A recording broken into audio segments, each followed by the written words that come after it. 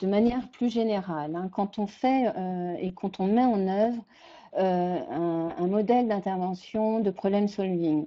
D'abord, on commence à travailler la demande avec le commanditaire, ce qui permet d'identifier pour nous les ambivalences, hein, les tentatives, ces fameuses tentatives de solutions dysfonctionnelles, et les résistances qui sont présentes, qui participent évidemment à ce que les relations et que la perception qu'on a de sa situation de travail se rigidifie. Et donc, du coup, ça nous permet de calibrer un dispositif d'intervention. Donc, la commande est clarifiée en amont. D'autres éléments sont clés dans notre méthodologie d'intervention, c'est qu'il y a des moments stratégiques de restitution. Parce que ces moments-là sont des séances de travail, on va pouvoir impliquer d'autres acteurs qu'on pourrait dire les acteurs identifiés comme les acteurs problématiques et qui sont des acteurs clés de la situation pour les amener à jouer un rôle structurant, en particulier l'implication d'une direction, hein, parce que bien souvent la direction délègue auprès des ressources humaines le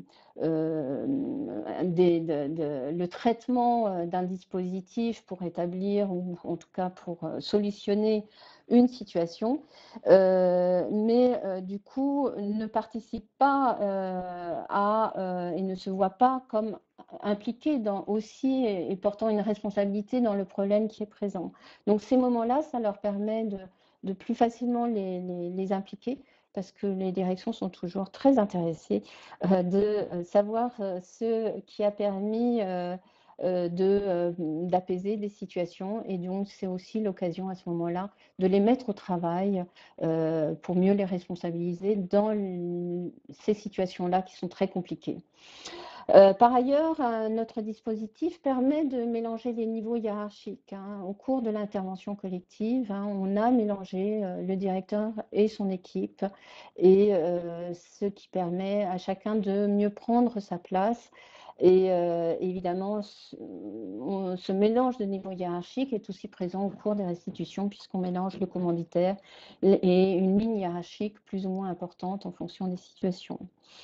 Ensuite, dans nos méthodologies d'intervention, dans nos modalités, eh bien, on travaille en binôme. Inutile de vous dire que dans ce genre de situation, le conflit est de taille, hein, donc le caractère émotionnel est très très fort hein, et s'exprime très fortement. Et donc, ça nous permet d'être plus efficaces en situation de co-animation pour gérer ces dimensions émotionnelles et puis aussi pour gagner en efficacité sur une répartition des entretiens individuels et puis par ailleurs pour animer et faire en sorte que la dynamique de la restitution soit plus efficiente. Les points clés de notre intervention collective, hein, c'est de pouvoir mettre en œuvre des actions convergentes, à la fois individuelles et collectives. Hein. On met en place des entretiens individuels avec, on va dire, des prescriptions individuelles, et puis on travaille en collectif pour pouvoir agir sur, on pourrait dire, l'évolution d'une norme consensuelle qui, à un moment donné, est contre-productive. Donc, en fait, hein, c'est un dispositif qui vise l'arrêt rapide des tentatives de solutions dysfonctionnelles qui s'expriment à la fois sur un plan individuel et collectif. Et ça permet de faire émerger beaucoup plus rapidement des actions alternatives efficientes. Donc, grosso modo, pour parler en termes de bénéfices de cette façon d'aborder l'intervention collective, on pourrait dire que le problem solving, dont on vous a présenté une petite partie, accélère le processus individuel de changement dans une dynamique collective. Ça facilite le changement souhaité et le développement des capacités personnelles. C'est sûr qu'il y a un enjeu pour l'entreprise. Hein. Si une équipe arrive à remettre de la confiance, à remettre de la coopération grâce aux moyens qui lui sont donnés, elle fait aussi l'expérience qu'on peut vivre des très très gros problèmes et qu'on peut rebâtir des relations et des relations fonctionnelles et opérationnelles, et que ça c'est possible. Ça réduit par ailleurs le temps du changement global, hein, en le contextualisant socialement, puisqu'on agit également sur un groupe. Ça permet d'agir sur les résistances.